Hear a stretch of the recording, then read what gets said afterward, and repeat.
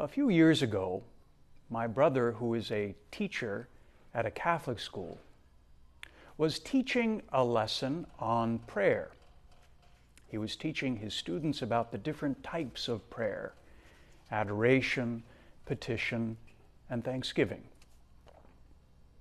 At the end of class, all the students left except one, a young man recently arrived in the Boston area from China. And the young man approached my brother and said, "Mr. Macdonald, thank you for teaching me about prayer. I learned a lot. But no one has ever taught me how to pray. Would you teach me how to pray?" My brother was taken aback. He had assumed during his lesson that all of his students had some acquaintance with prayer. But to this young man, it was totally new. After finding his footing, my brother told the young man, "I will teach you the Our Father. I'll write it down for you.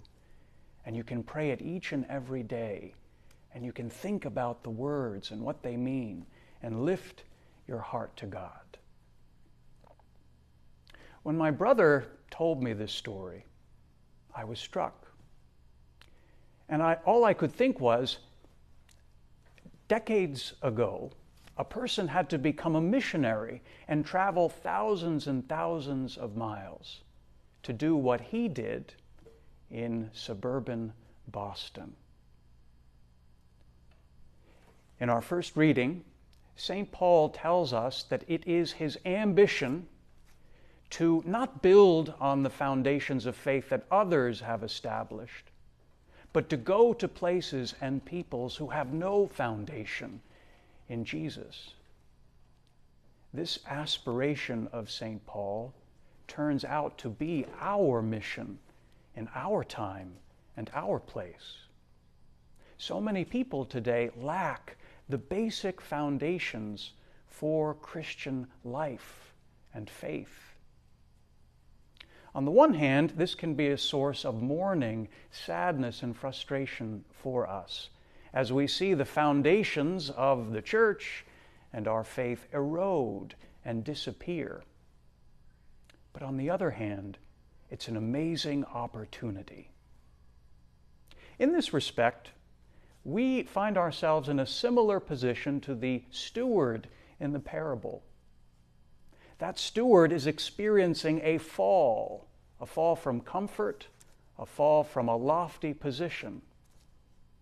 And this loss of foundation can feel like a fall for us.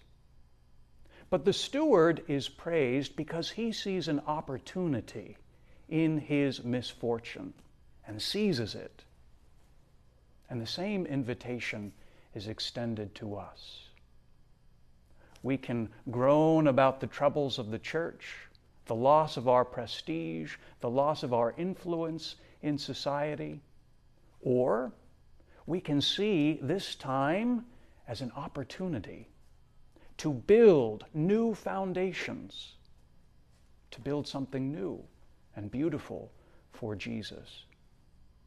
May we accept this invitation, and with St. Paul and my brother, know the joy of introducing people to Jesus for the first time and building foundations in Christ that will last.